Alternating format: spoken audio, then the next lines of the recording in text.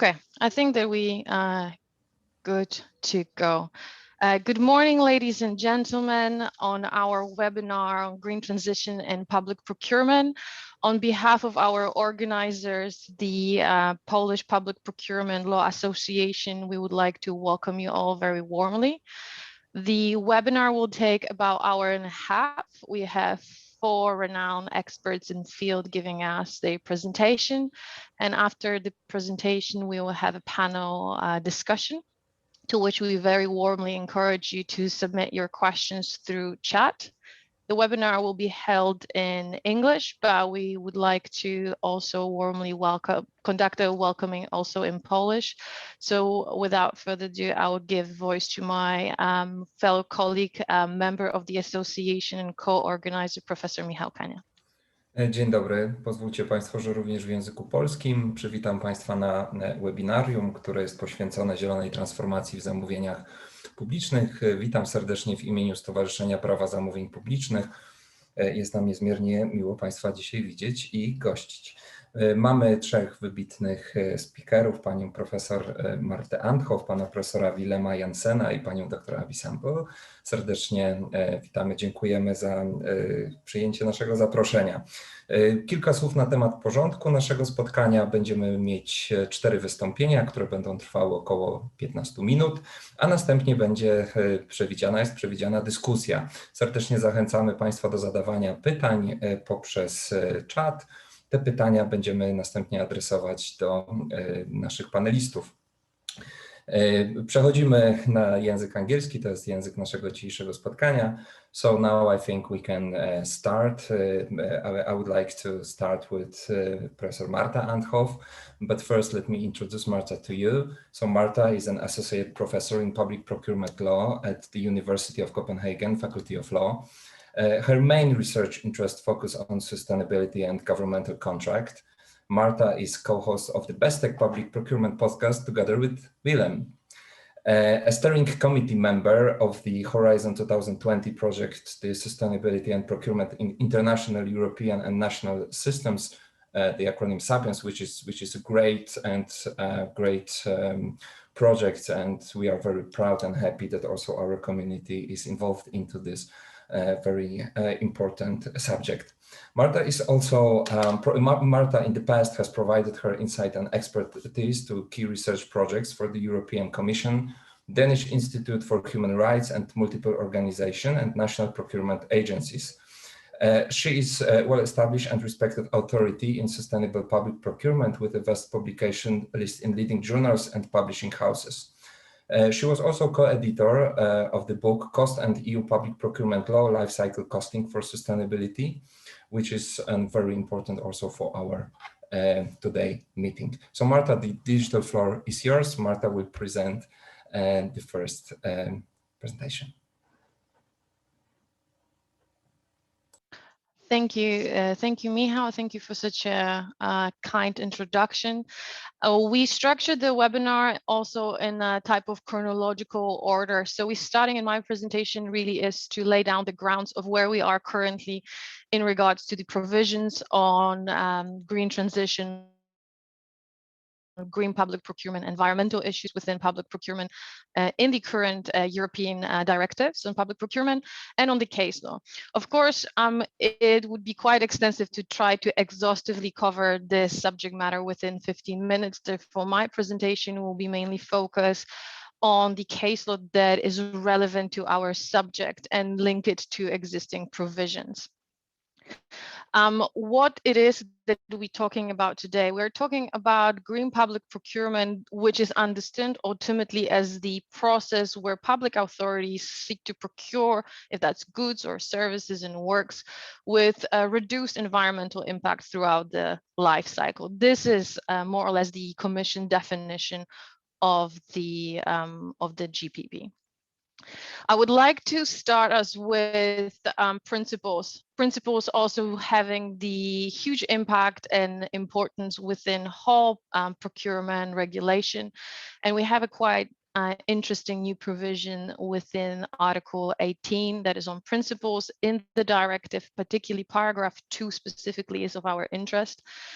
Paragraph 2 of Article 18 points out that member states shall take appropriate measures to ensure that the performance of public contracts, in the performance of such a public contracts, economic operators comply with applicable obligation in the field. And I will just narrow it down to what is specifically interesting for us: environmental laws, if those are the laws that are European Union legally based, or they are national laws or other international laws that are enumerated within Annex 10 of the directive.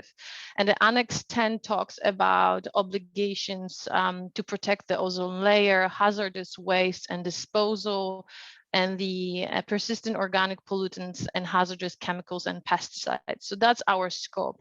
What is particularly interesting that there has been a fair bit of commentary on this provision when it comes to its legal value, its legal consequence. What happens in case if we have breach? Is it truly a principle, etc., etc.? Interestingly enough, in the fairly new case, the Tim case, the court commented for the first time on the issue of Article 18.2 indirectly, as the case mainly was focused on issues of subcontracting and facultative exclusion grounds. But in this context, the question have been also about the legal value of Article 18.2. While we discussed this article previously, if that is within our podcast with Willem, or I also had a chance to comment on it in some of my writings, and I've been quite skeptical upon whether this is truly a procurement principle. What is interesting that the court in Tim case actually in a way confirms the value of this provision as a principle, pointing out that it is a cardinal value and member states must ensure compliance with this provision within the procurements. When we look even further to Advocate General commentary to Tim's case, the Advocate General pointed out that the failure by the tenders to carry out checks when it includes the tender and the subcontractor of the tender, that that subcontractor has breached the obligations that are regulated under Article 18.2. At the very least, this would be a case of negligent omission.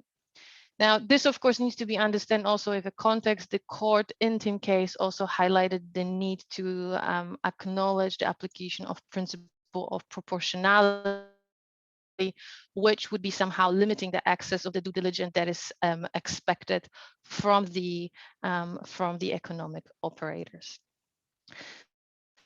Besides the Article 18.2, which I mentioned has a general nature of a principle-like provision, we only have one truly mandatory provision that would be on green public procurement on environmental issue, as well as other sustainable issues. And that is directly related to Article 18.2. And that is Article 69.3 of the directive, which is on abnormally low tender.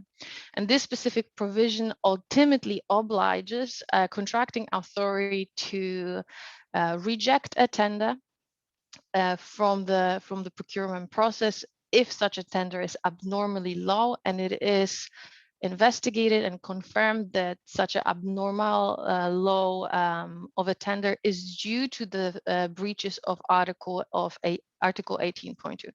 And that, of course, is after seeking explanation from the bidder. So contracting authorities obliged to do so. So that would be the only one truly mandatory provision within the directive. Then we have a case of choice of procedure, or in other words, really the question whether environmental concerns can justify the absence of competition for the award of contract. Here we have an example of two German cases where the subject matter of both of these tenders were really circulating around the question whether they were allowed to apply negotiated procedure without prior notice. The argument of the Germany have been that these tenders were within the area of waste collection, and Germany was highlighting the problematic link between public procurement law and waste law, pointing out that public procurement law ultimately would prevent what the EU waste law dictates, and that is waste treatment and disposal from taking place as close as possible to where the waste is produced. So in other words, the contracting authority used as a justification for using this procedure, so not opening a competition, they used a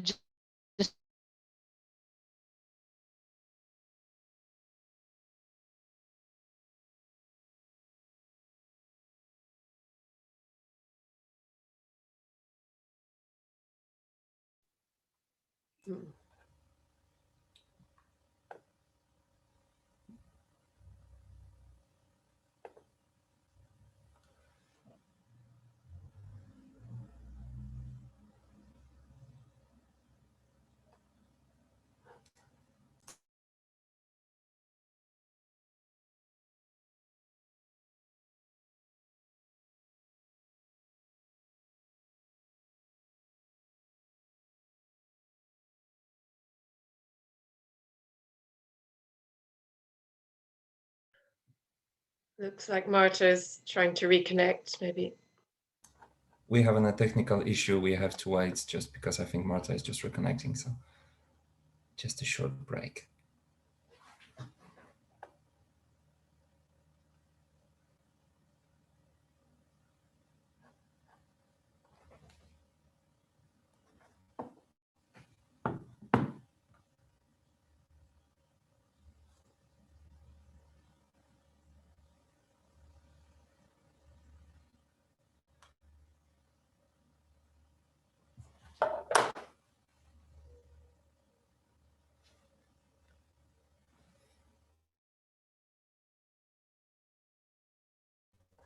She was just getting to the really exciting conclusion of those cases. Hear it. Hopefully she'll come back. I'm just calling Marta and we'll have the information.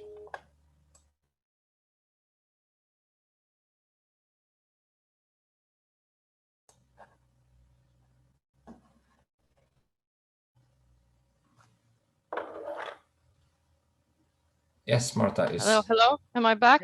Yes. As United States to the Paris Agreement. Great. The fantastic issues of technology these days. So as I mentioned, the waste issue. Everyone with me back, or I'm with everyone, depending how you look. Great, thanks so much. Let me just make sure that I'm sharing the right thing here. So to the point, what happened within these cases was that the court highlighted the fact that yes, the issue of environmental protections are of huge importance and they are to be considered as this is a part of treaty principles. However, they cannot be used as a justification for not really applying the competitive tender procedure here. And they believed that the issue have not been ensured and protected within this procedure. Now, several of issue, obviously, of this subject matter of existing provision and case law is very much directly linked also to Abby's presentation, which we'll hear in a second a little bit more about link to the subject matter.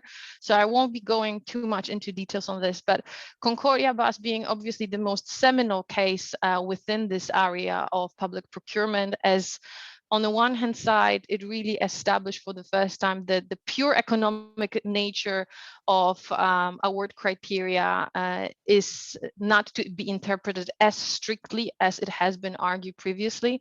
So the challenge to award in Concordia has been that award criteria must entail an economic advantage to the direct benefit of the contracting authority. And the court really pointed out that it cannot be interpreted in that way, that all elements of most economically advantageous tender should be of a pure economic value, and established ultimately this criteria of link to the subject matter of the contract that is dominant and present with all our legal interpretation within this field, but at the same time highlighting that the criteria must be suitable and objective, as well as expressly mentioned in contract, and it must be of non-discriminatory matter. On the other hand side, as a follow-up case, we had a case of EVN Wienstrom, which pointed out that asking in excess of expected consumption that ultimately it will not be used within particular contract is to be analyzed and interpreted as not being linked to the subject matter, following by the fact that the criteria has been of a non-verifiable nature. Now, we also have a Dutch coffee case, which is interesting from two aspects for environmental issues in public procurement. One is in the way how Dutch coffee expanded the interpretation of what link to the subject matter means, pointing out that ultimately, it does not only limit us to something that forms part of material substance of what we're buying. In other words, how this translated to provisions of Article 67 of the directive is that we can consider specific processes of production, specific processes of any of the stage of life cycle of whatever we buy. So expanding that scope. And Dutch coffee is also interesting from a perspective of application of eco-labels. So labels broadly also can be social, but we definitely have much more development in our area of eco-labels. They've been quite extensively used, for example, here in Denmark. In that regards, what Dutch coffee said, and we have a slight change between what Dutch coffee dictates us and how the new directive that came into force after Dutch coffee has been decided, pointed out, and that is that the court pointed out in Dutch coffee that the technical specification should always refer to the criteria that underlines the label rather than specifically refer to the label itself. In other words, prohibiting direct linkage or reference to specific label. Now, with the new directive and how Article 43 is structured and worded, we have actually allowed reference to specific label as a source of information. So in this regard, Dutch coffee is interesting and applicable both. Also having in mind that something happened with internet, I'm going to wrap it up by pointing out that this is obviously not exhaustive list of all the provisions that are related to green public procurement. We can talk more about technical specification, variance, contract award criteria I already mentioned to some extent, but specifically life cycle costing. And to this, I would of course very warmly invite everyone to have a look into our book on that subject matter. And I look forward to discuss this more during our discussion panel. And that will be everything on my side. Thank you. Thank you, Marta, very much for a very interesting presentation. Now we will move to Willem, Professor Willem Jansen. So let me introduce Willem to you. So Willem is an assistant professor in European and Dutch public procurement law at the Law Department of Utrecht University and a researcher at the Center for Public Procurement and Reinforce. In addition to his monologue, EU Public Procurement Law and Self-Organization, Willem has published extensively in international and Dutch academic journals on pressing issues related to cooperation, sustainability, and social value in the context of Dutch and EU public procurement law. Willem was also a visiting fellow at the George Washington University. He is currently a visiting fellow at Copenhagen University and guest lectures at various universities and public institutions. And he's a co-host together with Marta of the public procurement podcast BestTech, which we strongly recommend to you. So Willem, the floor is yours. Good morning, everyone. Just to check before I get started, can everyone see my sheets properly? Yes. All right, excellent. Well, good morning, and thank you for the kind introduction, Michael. Also, Marta, thank you for the kind invite to participate in this panel today. It's a pleasure to meet all of you. it's my task and pleasure to talk a bit about the future. What is on the horizon? And that's the call to action that I'd like to talk to you about in the next 15 minutes. I think there is something on the horizon. We're not sure yet what it is, but it could actually constitute a bit of a paradigm change, I think, in EU public procurement law. And for you as public procurement lawyers, I think that is a call to action to also perhaps prepare yourself and your clients, say contracting authorities or economic operators, for this matter. So what I will do in my presentation is I will just take you through the landscape of a couple of trends and a couple of developments that have been going on to further highlight what I mean when I say paradigm change. And perhaps at the end of it, we'll have a little bit of time to talk about what this implicates. But I think we'll definitely be able to discuss that a bit more in the discussion at the end. So to go back a bit to the beginning, why is this relevant in the end, right? Why should we talk about sustainability and public procurement law? And I think the answer is always climate change, right? So this also provides the context that we face ourselves in as contracting authorities and as economic operators is the sustainability objectives that we're currently having to achieve, right? I've just mentioned two on my sheets. The Treaty of Paris is one of the milestones, I think, in international law, but also more recently, the EU Green Deal, which sets out a very, some say not ambitious enough, but for the EU, I think an ambitious target to be the first climate neutral continent by 2050, to drop CO2 emissions by 55%. And that's already in less than 10 years, right? And I think also more importantly, that economic growth does not rely on the use of resources, right? That we somehow end up in, whether that be a circular economy or some type of society that really doesn't affect nature around us as much as we do now.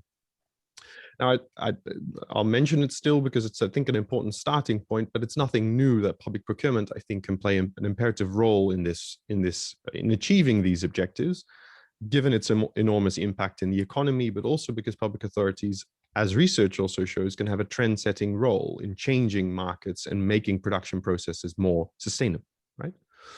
The question, however, that we're faced with is, what does the law do? So what role does the law take on in this regard? Is it merely providing possibilities and the perhaps boundaries, what Marta just referred to, in a procedural setting, or should we move to more mandatory criteria, right? And more symbolically speaking, and as you can see, I've included some of my personal favorites, some Lego in my presentation, because I think it highlights really well what we're heading for, right? The choice is, will EU law remain the mechanic, being the maker of laws that allow us to include sustainability in public procurement procedures, and offering us tools and guidance on how we as contracting authorities should do this? I think I lost my sheets. Yeah, we're back. Or on the other hand, should the EU play a more forceful role, right? Should it be the police officer that really tells us with a pointing finger, you should actually procure in a certain way? So should we move from how we procure to what we procure, right? That's, I think, the question we're faced with at the moment. So how do we get to the mechanic, right? How do we get to the status quo that we're at now?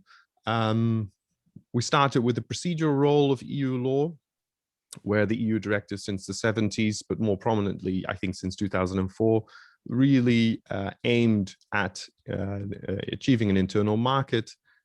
More recently, even though it has been going on definitely since the 80s, we've also had this increased policy focus, right? Where public procurement is seen as an instrument to achieve these policy objectives. And that turned out, particularly in 2014, when we got the most recent batch of directives, I shouldn't say new because it's already about six and a half years ago. The 2014 reforms really focused as one of its main focus points on changing the law, right? So that's how we got to the mechanic. This is how we got to instrumental role of EU public procurement law. And from an EU law perspective, and also perhaps the perspective of the EU Commission, this meant that we had an increased amount of legal possibilities to procure societally responsible outcomes. Marta referred to labels, to awarding contracts on life cycle costing, aspects of awarding contracts to social enterprises that perhaps don't solely focus on profits, or when they do, they at least reinvest those profits in that societal goal, such as sustainability, that they might be pursuing. Right? So this is what most of the legislative process focused on at the time. On the other hand, the EU Commission really was, I think, at the forefront of also including references in the preamble of the directive and providing policy reports, such as buying social and buying green, these guides that we've had over the year that have been very useful, but the standpoint was still optional. Right? EU public procurement law only referred to how, and it allowed us, through legal possibilities, to include sustainability objectives. So what are the future discussions I think that we'll be having, and that we've been having for the last couple of years already, particularly in academia, but I think I can see it trickling down now also to the member states, is, okay, so we have this instrumental role. When we combine that with the apparent lack of green public procurement in the member states, what happens then, all right? So there's not conclusive data, I should stress that, but the first bits of data show us that more than 60% of contracts in the EU are awarded based on lowest price.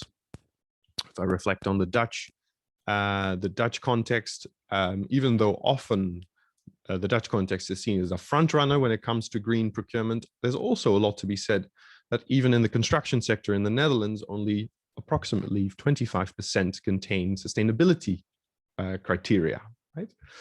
So even though this is not conclusive, that's the debate that we're finding ourselves on, right? Another argument could be, well, we're in trouble, right? We're facing climate change, so we should make it mandatory, right? It's a different underlying or a foundation that we could build this move on. I think the next step is, should we move to mandatory green public procurement law, right? Is that the next step that we are taking? And it seems that this is not a fictitious argument that remains a very interesting thing to research in academic circles, but in fact, it's been tabled by the EU Green Deal, coined by the von der Leyen Commission as the Green Commission, who really put forward that public authorities, including the EU's institutions, because they can definitely purchase greener as well, should lead by example, right? This trend-setting role was emphasized again, but more interestingly, the Commission explicitly said that they should ensure that their procurement is green, right? So a very forceful way, they must ensure that it's done.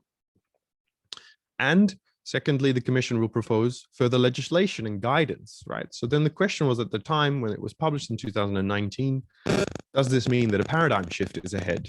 Will this change anything for EU public procurement law? And it seems that some things will be heading our way, because when we look at some of the policy documents that have been published since in last year in 2020, the Commission has been quite explicit about the course that the Commission wants to take.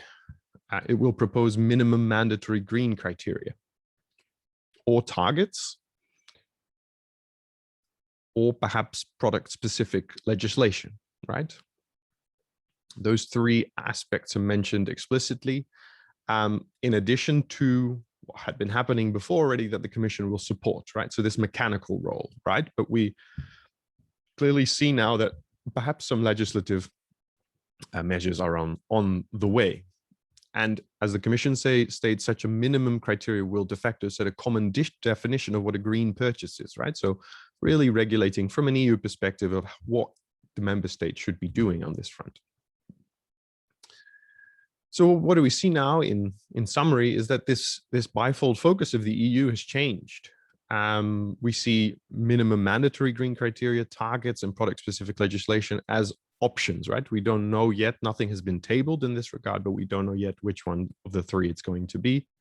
But I think it's best to already start thinking about how we want to implement this as legislators on the national level, should it come, and what does this mean for practice, right? Not only from a, say, lobbying or from a perspective of how do we craft better rules, but I think also just simply to be ready. And as I said, the second part of this aspect is still there, right? The policy push and the support through guidance document, that seems to be the case. So I've noted down some questions, perhaps we can return to them in the discussions, but I'll highlight a couple. say we go down this route, right? Say we go down this route of minimum mandatory criteria, targets, product-specific legislation. I think what are key questions is the first step, and what can we learn from the member states on this as a second. And if I take the minimum mandatory criteria, but that goes for all of them, I think in the end, what we're looking for here is how do we craft an ideal discretionary power, right? To still allow contracting authorities to purchase what they need, but to also achieve the sustainability goals as a next step, right? And to integrate that very smoothly. And secondly, and perhaps more interesting also from a practitioner's perspective, say we have those rules. What does that mean for economic operators, and do they have standing before the courts, right? Can they challenge the setup of a public procurement procedure by simply stating this setup won't be green, or at least it's not green enough, which means that the outcome won't be green at all, right? What does that do with the division of powers? But also from a subsidiarity perspective, it's interesting to consider these questions in the future. And finally, and I'm just briefly looking at the time, and I think I should come to a close very soon. Should we move? It's perhaps a question that I'd like to pose to you. Is should we stick to open norms, right? Such as the general obligations that we have now. Marta referred to it. Article 18, Section 2, which might be a principle. I don't think it is, but it might be.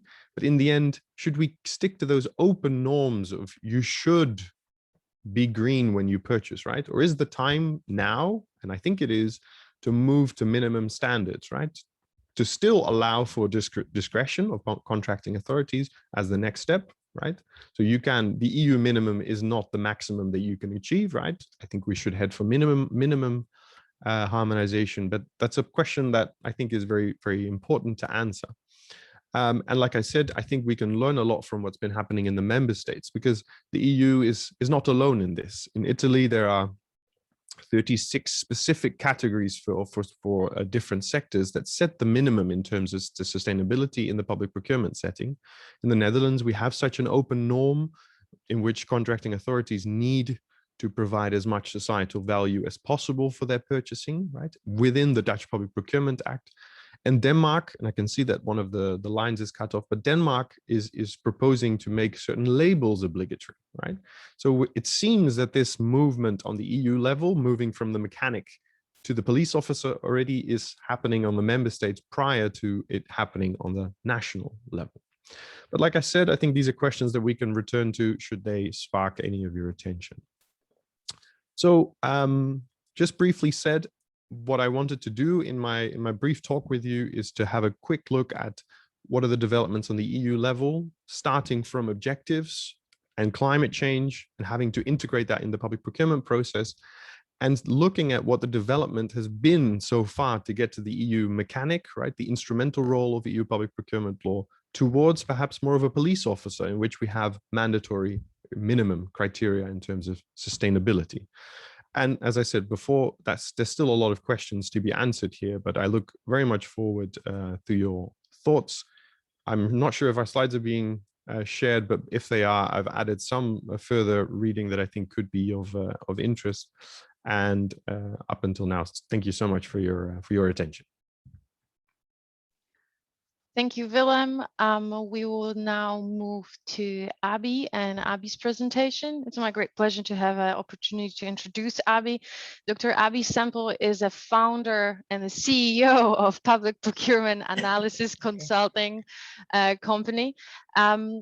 Consulting that has been doing a lot in the area of broadly understood sustainable public procurement, even before it has been as trendy and such a mainstream topic as it is right now. Abby has been involved in multitude of projects in many European countries, but also outside, including Ukraine and United States. She has vast experience when it comes to assisting different buyers, different public authorities and national agencies in rolling out sustainable strategic procurement policies. She also is an author of the Practical Guide to Public Procurement, which was the first book on new revised public procurement law. Very interesting book, to which we actually quite often with a lot of also my students come back to, because what is really special about Abby's book is its great introduction to public procurement law. So if you didn't have a chance yet to look into it, I warmly encourage you to do so. And Abby also has been quite active in the academic sense with a broad range of publication, which majority of them are actually publicly available, amongst others through her SSRN site. So we warmly encourage you to check this out. And Abby, the floor is yours. Okay, thanks so much, Marta. That's great. And I think I'm going to have to start giving Marta a share of my royalties from the book, because she's been very kind in promoting it. So I appreciate that. But no, it's been a great pleasure to hear the presentation far, and to speak for the first time with the Polish Public Procurement Law Association. Maybe not the last, if I can improve my Polish language capabilities, but great to be with you here this morning. So I'm going to look at one specific aspect of this whole green public procurement piece, and I will go into some detail on it, but then I'll try and broaden out the discussion a bit as well, and perhaps pick up on some of the bigger issues that Willem and Marta have raised already in their presentation. But this link to the subject matter requirement is something which we see quite a lot of within the 2014 directives. So most of you will probably have come across it at some point. But just to summarize, it is a general requirement that applies in various contexts. So it applies to our technical specifications, it applies to the definition of labels that we're able to use within our tenders, also to variants, and then selection and award criteria and contract performance clauses.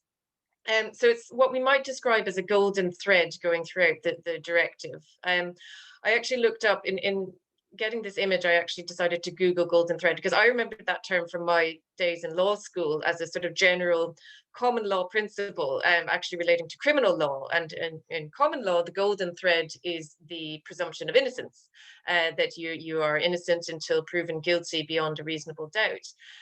But in Googling it, I found that it has many different meanings in different contexts. In the management studies context, it means something else. In literature, I don't know, maybe it means something in Polish mythology as well. So it's just interesting to note that the concept has different applications. But here, what I'm saying is that it's something that we see sort of woven throughout the directive. And as Marta has suggested, it seems to be some of the environmental principles that we're seeing within the directives, as well as the social principles, are perhaps becoming more and more central to our understanding of what public procurement is. And when Willem is talking about the EU Green Deal, I think we can see that this is becoming even more prominent. So it's something that we need to be aware of. But the link to the subject matter is really, I would say, a limiting principle in terms of environmental or social criteria. So it tells us, and I will go to the definition now, that the criteria have to relate to the work, supplies, or services to be provided under the contract in any respect and at any stage of their life cycle. And this includes factors involved in the specific process of production, provision, or trading of those work, supplies, or services, or a specific process for another stage of their life cycle, even where those factors do not form part of their material substance. So just to try and unpack this definition a little bit, because it is slightly confusing for anyone who doesn't spend all their time reading the annals of public procurement law and various previous policies of the European Commission, for example. So on first glance, it seems to be quite an expansive definition. So while it has to relate to the specific goods, services, or works that we're purchasing in the contract, it can be any stage of their life cycle. And then there's this reference to production, provision, or trading. So the interesting thing is that under previous generations of the directives, they were very much written from the point of view of supply contracts. So we did also have separate directives relating to services, but the general language around things like technical specifications has always been very oriented towards supplies. Whereas we know that in many countries, including the country I come from, Ireland, the public sector spends much more money on services than it does on supplies. So that a very large part of public spending is accounted for by services. So it's not always obvious what we mean when we talk about a life cycle in terms of a service. You know, when you talk about a supply, we can think fairly clearly of the extraction of raw materials, the processing, the manufacturing, and then the use phase and the end of life, whether that's disposal or recycling or reuse. But for service, what is the life cycle? I mean, arguably it involves the training and education of the people who are going to be undertaking the service. It involves the planning of the service, the methodology. It involves the assessment of the service. So when we start to think about it in that context, it really does broaden out what we might think of as being linked to the subject matter or the life cycle of a particular service. And likewise for works, at European level, we have a very strong push towards looking at life cycle assessment in the construction context. So that's not only building materials, thinking about their environmental impact, but also the entire life cycle of a built asset. So from the planning stages, the acquisition of land, and then what happens to it at the end of its useful life in terms of demolition and repurposing of materials and so on. So I think it is a fairly expansive definition that we have. And this interesting reference to the material substance, Marta touched on it already in terms of the Dutch coffee case. But just to note that what that means is that you can have criteria which may not be visible or may not even be detectable in the final product. So we can, for example, specify that we want electricity from renewable sources, even though the electricity itself is identical to electricity that is produced from fossil fuels, for example. So that's the definition, perhaps slightly unpacked. And then for clarity, it was inserted in the recitals, this idea that the condition of a link to the subject matter of the contract excludes criteria and conditions relating to general corporate policy. So whereas in sort of early generations of GPP, we often saw public authorities saying, you know, tell us about your green or sustainability policy, and that will allow us to you know, assess how good you are as a company. In the 2014 directives, we very much see a push towards evaluating this, what is specifically being offered in a public contract. And I'm going to return to that issue in a moment because I think it's quite important. Marta mentioned already the most important cases in this area, and just to note that that's the only case, certainly that I'm aware of, the EVN Weinstrom case, in which it was found that a criterion was not linked to the subject matter. And this is where an Austrian authority was seeking to buy renewable electricity. But really, this was part of a more general policy which was aiming to increase the production capacity within Austria for renewable energy. So they were really trying to use this public contract as a lever to encourage investment in renewable production capacity. But the court held in that case that this went too far, because they were really looking at bidders' total ability to produce renewable energy, which was not in any way related to their needs under the contract, and also they were not able to verify that capability. So that sort of set a line in the sand in terms of how far we can go with green criteria in the procurement context. However, in the Dutch coffee case that Marta mentioned already, and just recalling that this related to the use of both environmental, so organic labels, and also social labels in terms of fair trade. And the court accepted that fair trade criteria could be linked to the subject matter of the contract. And this is interesting because when we think about what fair trade means, if you look at what you need to do to get a fair trade label, it's not really limited to one specific contract. It's about long-term relationships between buyers and suppliers. It's about investment in people. It's about investment in certain production methods, which really aren't in their nature linked to one specific contract. So just an interesting door perhaps being open there in that case.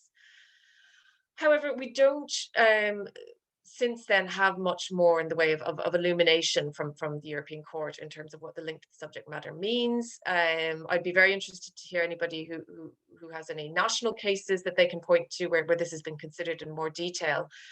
But from my point of view, I think in the absence of further case law, what we need to do is try and focus GPP on impacts which are, first of all, arise as a direct result of the contract being awarded, and secondly, can be addressed by firms or subcontractors as part of the delivery of that contract. So not things linked to general policies or, for example, environmental or social impacts which have already been realized by the firm, but something that is new and additional that will be delivered in the context of the contract.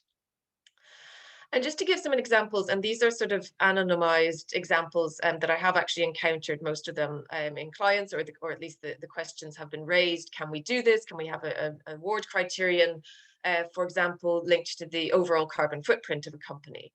And to that, I would say the answer is quite clearly no. And the link to the subject matter means that you cannot be looking at something like the overall carbon footprint of a company, or the overall recycling rate of a company, or any type of general environmental commitment. An interesting one that's come up is what about offsetting? A construction firm, for example, might say, we are proposing to offset all of the emissions that we generate under this contract, and we're going to, for example, plant some trees in the Amazon.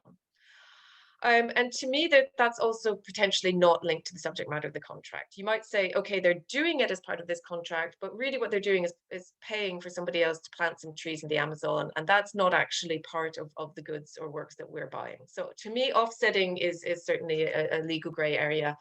And there's also a debate, I know, within environmental circles about whether it's a legitimate strategy overall in terms of climate change. And likewise, I would say something like green pensions investments. So we've seen a lot of discussion in recent years, and somebody raised already the taxonomy regulation about, green investments. So could I, as a public sector client, say to, well, I want you to green your pension portfolio as a firm that I'm contracting with?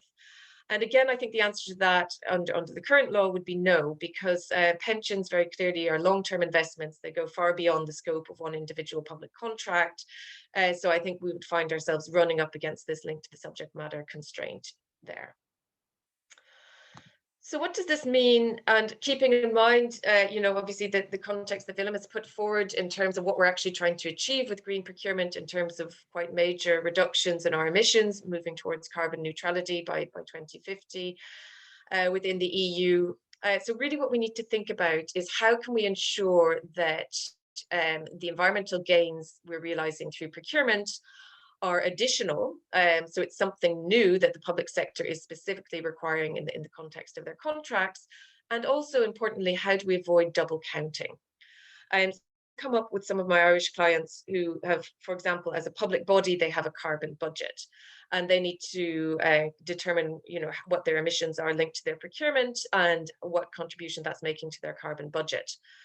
And then potentially they want to claim any reductions in carbon. So if they have a contract, let's say for vehicles, and they are purchasing vehicles with lower emissions, then they're able to claim a reduction in their carbon budget. But how do you ensure, for example, that your supplier is not also claiming that benefit in their carbon budget or their carbon accounting? So if I'm a manufacturer, and for the purposes of a contract, I invest in a new greener production line, for example, I may want to claim that in terms of my carbon reductions, but is my public sector client also claiming that? The good news is that we don't have to figure all this out on our own as procurement people, and there are systems in place to do that. The illustration, and apologies, it's maybe a little bit small, is from something called the Greenhouse Gas Protocol and Carbon Trust, and they are very much in this business of determining how to account for emissions from different types of activities and how you reconcile that between different organizations.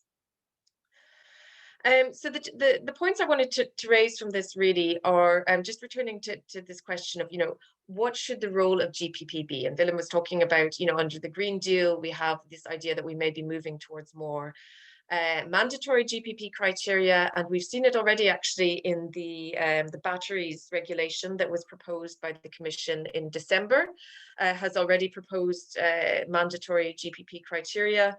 There's some mention of it being done for food as well, which I think would be a very difficult one to achieve. I've been involved in developing GPP criteria both at European level and within Ireland, and food is always the most controversial to develop GPP criteria. It's extremely controversial. Everyone has an opinion, not only farmers, but people who like to eat food, which I guess is most of us. So yeah, I would say to the Commission, if you go there, be prepared for a very lengthy process and a very interesting one. But nonetheless, we may start to see more in the way of mandatory GPP criteria. And I think we just have to ask ourselves the question of when it's appropriate to use GPP and when it's more appropriate to use legislation that applies throughout the economy. And the observation I would make about procurement is that it's neither very efficient or very effective as a policy tool. I think we have to admit that. We want to do all kinds of things through procurement policy, and we have achieved a lot. Primarily, it hasn't really been coming from the top down, it's more been coming from the bottom up. So individual contracting authorities in places like Denmark or the Netherlands or other countries have decided to do this. Laterally, the European Commission and central government have got on board and said, yes, we want to use procurement to achieve environmental objectives. But I think overall it has taken a long time. It's been very uneven. And so I think it's appropriate for some things, but in other areas we may say, well, no, what we really need is general legislation, which is going to force the entire economy to do this. So that's a debate I think we need to have, is where is it appropriate to use procurement and where is it appropriate to use legislation. Just a couple of links for further reading on this topic. A book which Marta also contributed to actually, and along with myself back in 2016, looking at many of these issues, including an article that I wrote on the link to the subject matter, which you can access there. And then this very good report published in the spring of last year, updating this whole debate really, to which several of my colleagues here have contributed. And just to note that they make an argument in this paper specifically about the link to the subject matter, and arguing that it should rather refer to the life cycle of the goods services directly, rather than this sort of slightly confusing terminology around the subject matter. So I really recommend you all to have a look at that report if you're interested in this topic. And I will close there.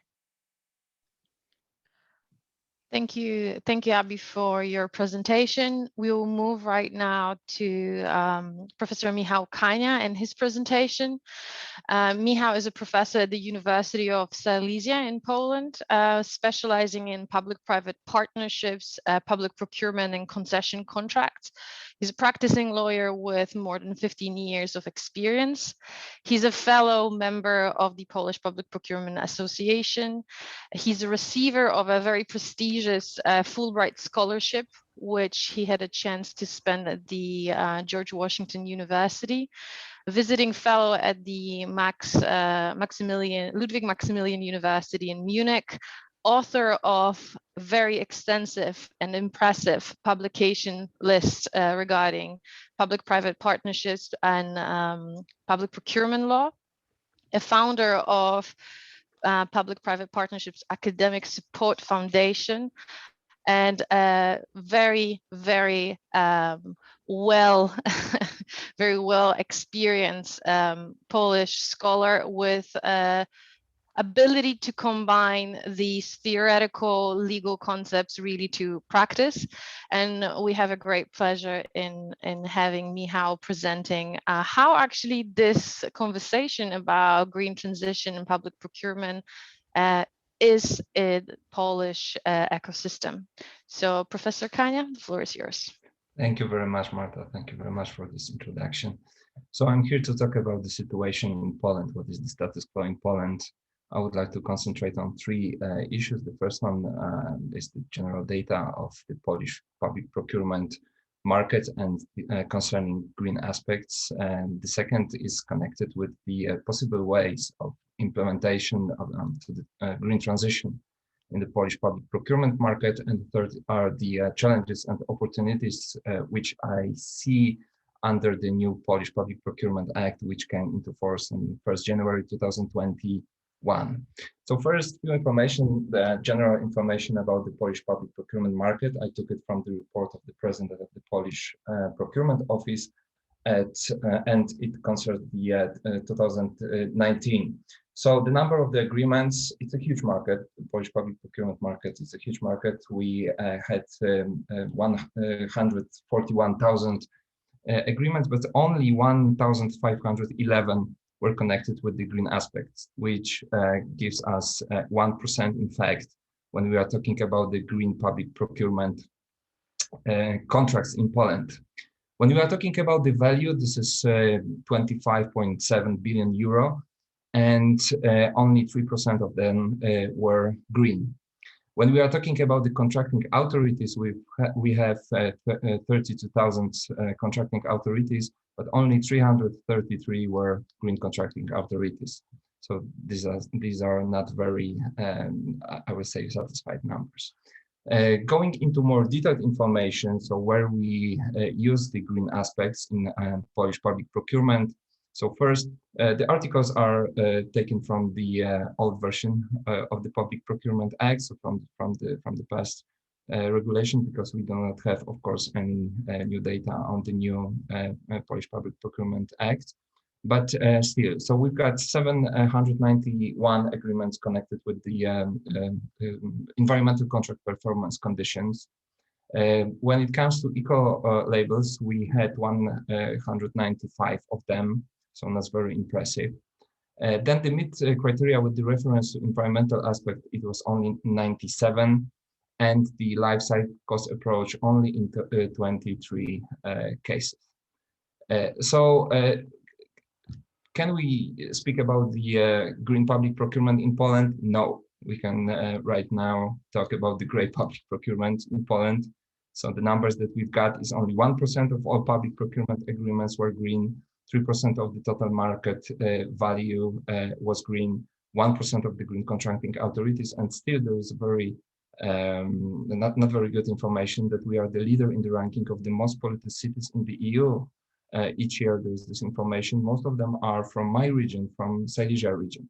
So there is the time to act, and we need to act also through the public procurement. For transition into green public procurement in Poland, what are the possible ways? So just to summarize what Willem and Evi said, in fact, there are two ways, in my opinion. One is the mandatory provisions that we observe right now in the Polish also legislation. We've got some of this regulation concerning the green aspects also, which influence the public procurement market. And I think in the future we will have more and more of them. Also, the taxonomy will be very important. I think that the financing of the new public investment in the view of green aspects is very important. But the question is if it is what we really want to achieve through the mandatory regulation. I think that we should concentrate on the development of skills, competencies, and generally speaking, culture towards green public procurement. This is what we need to do. Of course, very important are the guidelines issued by the Polish Public Procurement Office and the president of this office, what we observed in the past. I think also very important is the cooperation with other government agencies and bodies, just to let them know that this is something what we should focus on. Also, I think we will concentrate more and more on the soft law coming from European Commission, so the Buying Green Handbook, of course, and other EC tools for the support of green public procurement that we observed also in the activity of European Commission. Talking about the areas where we can expect and where we should act, I think that there is the central level. So, of course, the Polish government should act more seriously in the obligation that we took, for example, under the COP24, which took place in Katowice in 2018. And there is the question, how will the situation change under the Joe Biden administration? So the new administration in the United States, I think it can be a game changer also for the creation of new obligations and activity within the European Union. And we can expect, I think, interesting discussion in this topic during the next climate summit, which will take place in Glasgow, Scotland. Then, of course, there is the regional and local level, which is very, very important. I think we are talking about the contracting authorities acting here in the regions and cities, because they are buying the new buses, they are building the new the facilities, and they are responsible also for making this pressure on new green aspects in this field. I think also there is the role of us, of lawyers, who are responsible to also give this information to our clients, why it is so important, why we should act, why it is important from the financing point of view of the new public investments. What are the challenges concerning green transition in Polish public procurement market? So I think the first thing is connected with something what I call the public procurement market ecosystem that we've got in Poland. It has been established, I think, since after the Second World War, with a few milestones. After the Second World War, we didn't have, in fact, the public procurement regulation. Then we have a very special position of in-house companies, and we still observe it. And then after the accession to the European Union, I think that we use European funds, but still do not concentrate on the new approach to public procurement. So what are the features of this Polish public procurement ecosystem? We concentrate on the lowest price. William also talked about the situation in other countries, but I think that we observe it in Poland for a long time. Then also we do not concentrate on the strategical issues in public procurement. This is what we need to change. Also, the knowledge about green public procurement attributes and benefits is very important. So we can have lots of new regulations, but still without this knowledge about also benefits of the green public procurement on the contracting authorities, it will be very difficult to implement the new regulation. Skills and competences are very important also at the contracting authorities level. We also do not observe, and this is the information also took from the report of the Polish Public Procurement Office, the relations between contracting authorities and private market. We do not have the technical dialogues. We need to improve the numbers of these relations between private markets and contracting authorities, particularly when we see the current challenges connected with technological things, with all of the new aspects of technology, also which can be implemented in the green aspect, in the green public procurement. We need to improve this relation between public and private market. And there is also the low capacities on the supply side, meaning I think that there is no clear signal coming from the contracting authorities. We need the new technological achievement. We need to cooperate together to develop the new things connected with green aspects in public procurement. What is the future? What can be better in the future? So generally speaking, I'm optimistic about that, because I think that the new Polish Public Procurement Act is very important. What we put into and what we have in this new regulation. So the first thing is connected with the new efficiency rule. So for the first time, we have such a new rule in the Polish public procurement regulation, which is connected with the effects. These effects are also connected with the green aspects. Not only they are also connected with innovation and social aspects, but still we have right now the new rule, which is a part of the Polish legal regulation concerning public procurement, and the interpretation that we've got here must be connected, has to be connected also with this new efficiency rule. The second thing which we put into the new regulation is connected with the state purchasing policy. So the Polish government now has to give this information to all of the stakeholders, how we should act, what we should buy, why we should buy the new things connected with also green technology. Then there is a new regulation which is connected with the analysis of the public buyer's needs. So we would like to put this question, we would like to give this question to the contracting authorities, why you are buying this, what you should buy also from the environmental perspective. You need to do this analysis when we are talking about the procurement above the EU thresholds. And I think it can also help to understand and to make better cooperation with the private sector. And this is also why we put the strengthening of the negotiations procedures in the new act. So we deeply believe that we will have more and more negotiations between the private and the public sector. Right now, the open procedure is, of course, the most important for the Polish practice. But in the future, I think that these negotiations under the new regulation will give also the information about the new technological things that we can put into the public procurement. And also, we have a new solution on the report on contract implementation. So after the finishing of the public procurement contract, there should be the report, which should also concentrate on green aspects. So I'm generally optimistic, but I think that we need to change the, as I said, the culture of thinking about the green aspects in Polish public procurement. I think that the new regulation will give this chance. I also hope that the interpretation of the new efficiency rule will play a crucial role here. In my opinion, we should not only think about the new regulation as something which is mandatory. We should think that we just needed to improve the situation in Poland, because I think that all of the numbers that I present before are not satisfied for us.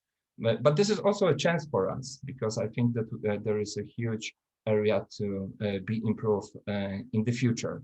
I think also that the EU policy concerning the Just Transition Fund will develop the situation here, particularly in some parts of Poland, as in Silesia region. We need to think about this Just Transition Fund, about how to use the climate change, in fact, as a chance for us to develop the whole region. And I think that public procurement will play a very, very important role also here in this matter. So thank you very much. And I think we can move to the discussion. Absolutely. Thank you, Michał, for your presentation. So we very much warmly encourage all of you to submit questions if you have any. We already started to answer the first question that has been submitted about the I'm lacking the word, about the taxonomy regulation. I wonder if any of our presenters would like to add anything in regards to that. So let me just recite the question. Whether the taxonomy regulation could be in fact a way to force the public authorities to buy green. Michał commented on it. Willem, will you jump in and share your thoughts with us? Yeah, just a brief comment. I think I agree with the other speakers on this front. I'd like to add to that I think it's one of the avenues that we can explore, and I think we're at a point to a certain extent that we should try multiple avenues to contribute to achieving these objectives. Because when we look at most of the indicators, we're lacking behind, right? So clearly, direct investment into sustainable activities is a very interesting avenue to do that, just like it's been for a long time in terms of like trade agreements, right? You only get aid if you follow the public procurement rules. And I think to a certain extent, even though there's still much research to be done about the effectiveness in the end, in practice, or the actual impact of green public procurement, say 10 years after a procurement, that still lacks. I do think it's probably best to explore all avenues at the same time, right? Yeah. Can I come in? Of course.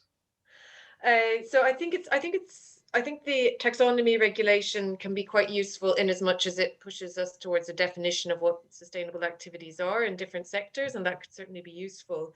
But I actually think we've kind of already gone further in procurement, and this is where it's very interesting. And I was maybe a little bit negative earlier about how much procurement can achieve, and I didn't mean to be negative. What I meant is I think procurement is a really good laboratory for some green ideas and green policies, because we have to test them, and we have to, we see immediately what the response is from the market and what that means in practice. And we really need to think carefully about the language that we use and what we're actually requiring, how we're going to measure the outcomes. And we can do that in a sort of sandpit, for want of a better term, in terms of it's one contract, it's going to last for a few years. We're going to see what the outcomes are based on these particular criteria that we apply. I think in that sense, we've done a lot of that in procurement across the EU at different levels, and we have some results. We have various criteria that have been developed over time, and I think we can really learn from that. But the problem I have is that where we start to get lots of other policies which sort of in passing mention, oh, and we should do this in procurement as well, it becomes really difficult for procurement people to manage that because it's not in the procurement directives. And the message I'm getting is that the procurement directives are not going to be revised anytime soon. There's not a general appetite for that. I mean, it took so long to get it done for 2014, so long for member states to implement it, that there's just zero appetite within the life of this commission that I'm aware of. And it could obviously change, to revise the procurement directives. So that leaves us with this problem. If we have various instruments telling us to do green procurement, people working in procurement know nothing about these instruments and do not really see them as part of what they have to implement. And I was interested in what Michal said about the use of the green transition or the Just Transition Fund. And I also think we might see it in terms of the broader EU funds. So the 2021 to 2027 funds in general are going to have more environmental and social conditionality associated with them. So I think we might start to see practices in procurement using EU funds, which potentially could feed through to other parts of the public sector as well. So that would be an interesting development. But taxonomy, I think, supports this, but it's not enough in and of itself to sort of give us a push in that direction.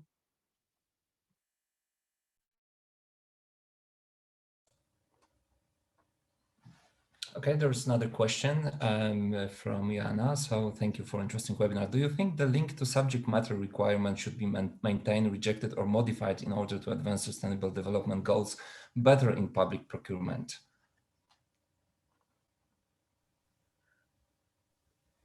I think it's connected. So I think I would just follow up very briefly that we have been involved in this report that Abby mentioned when we're discussing some of these elements. And I think that the tension here very much is twofolded. On the one hand side, and that is slightly relating to Rasmus's question that have been submitted earlier on, which is whether we can do these things within existing purpose of the procurement law, procurement directives, or whether the shift needs to mean ultimately a changes in that regards. So on the one hand side, we need to ensure that procurement law is still focusing on what procurement is, which is purchasing things in the best efficient manner. But I think that those two questions are actually related, because depending from which lens you look at procurement law can be a tool for different policies. And that's what we're discussing today quite extensively. But where we also see is a slight change in how we interpret what procurement law is. And it seems that we start to acknowledge and broader conceptualize what it means, for example, value for money. So there has been quite extensive discussion in recent years actually to really consider part of quality when we buy, sustainability, environmental friendliness of products and services. So I think that there is a scope of doing these things within the existing paradigm of procurement directives. And the link to the subject matter, I think that it's not too bad as long as we interpret it quite broadly. Alternatively, as we argue, life cycle costing could be potentially a better form to do that. But I would be very keen to hear the rest of the opinion. And maybe, Abby, I will shoot this question broadly to you. And I was wondering if you'd be so kind to actually reflect on your answer. Before this webinar, we actually chatted a bit, and you mentioned that your viewpoints in regards to a lot of the sustainable issues due to your experience over extended amount of time also slightly changed. I was wondering if you could elaborate a bit more why it changed, or in what way it changed. It will be very, I think, interesting to get your opinion about these things. Okay, thank you. Yeah, I mean, I think it's when I first started looking at this issue in detail, I suppose I saw it as a constraint on environmental procurement. So I thought, well, why does this constraint need to be in place? And actually, there's a question that's also been raised about where does this come from? What is the rationale for the link to the subject matter requirements? So just to give a little bit of insight into that, it was originally, as Marta mentioned during her presentation, something that was mentioned by the court in the Concordia case. Before that, it had appeared in certain commission documents. They'd sort of referred to it as a potential limiting principle, and the court really adopted it in Concordia as a restraint on award criteria, and it was then written into the 2004 directives and then further extended in the 2014 directives. The reason for it, I believe, from the Commission's perspective, is that they didn't want procurement to be used as a tool to generally reward or publish or punish companies based on their overall practices. So, you know, the idea that you would blacklist a company because we don't like your something that you did in a previous contract, or even something which many people would say would be legitimate is we don't like your human rights practices in another country, and therefore you're not going to win any public contracts. And the Commission has always been very cautious about using procurement in that sense as a general way of rewarding or punishing companies, because I think they see it as opening the door to protectionism, that it very quickly could become more like, well, you didn't follow French, French equality legislation 10 years ago, therefore you're not going to win any French contracts. So there's always been a certain caution about the ability to take into account general corporate practices or things that happened a long time ago.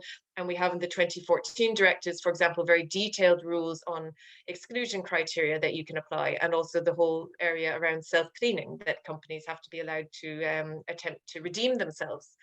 So it's built into the procurement directives, and I don't think that, as long as there's this tension between the single market and environmental and social objectives, I think we're going to have some type of compromise, such as linked to the subject matter. But I do think I do think it also plays a role, perhaps not intentionally, but it does also play a role in perhaps helping us to focus green criteria on what exactly is going to be delivered for our contract, and whether or not that's an additional benefit or something that the company would have done anyways. And if it's something that the company would have done anyways, then arguably we shouldn't be rewarding it in public procurement.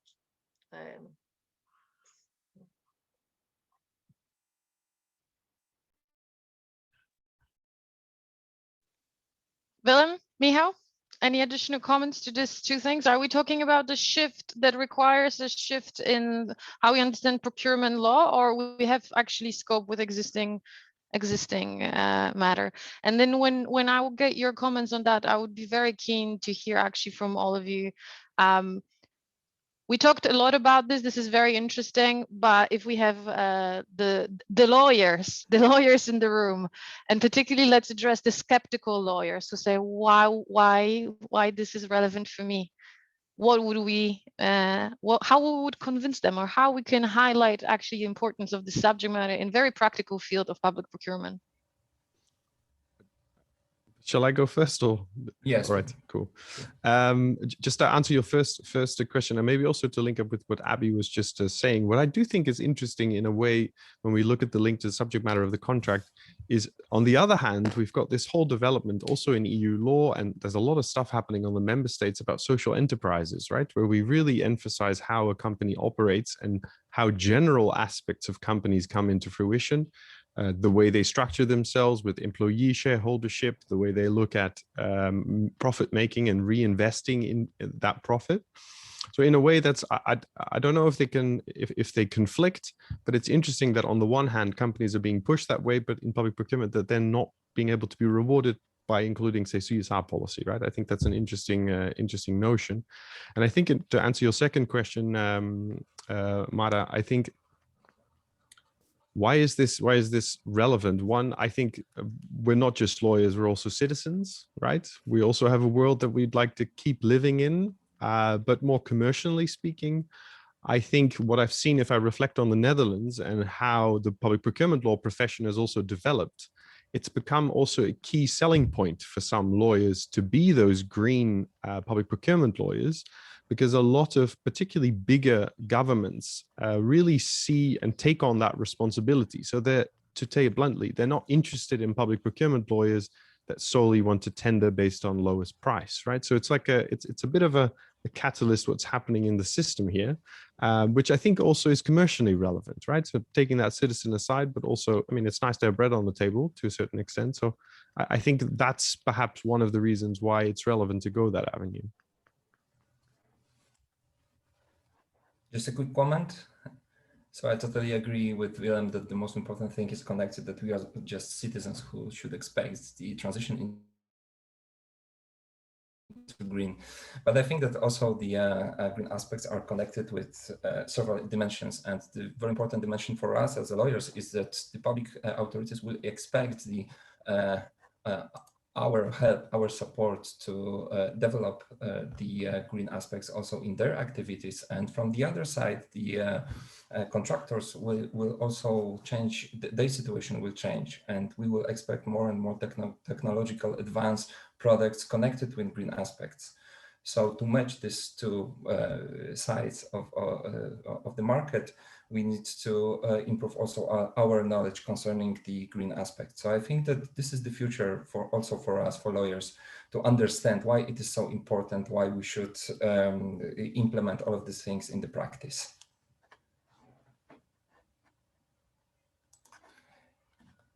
And there was also the question about the Polish national strategy. So just the quick answer is that under the new Polish public procurement law, we have the state purchasing policy, and a part of this policy should be connected. It should be prepared by the Polish government, and a part should be connected also with green aspects in public procurement. So I expect that the Polish government will prepare something like this. And I think also that at the local and regional level, this is very important to prepare something like a strategy. And for example, here in the Silesia region, which is connected with the coal industry, we are trying to prepare such a strategy for the development of public procurement here, how we can use the public procurement also to obtain, to be honest, the funds that we have under the just transition. So the local regional is very, very important. And also in Poland, the president of the public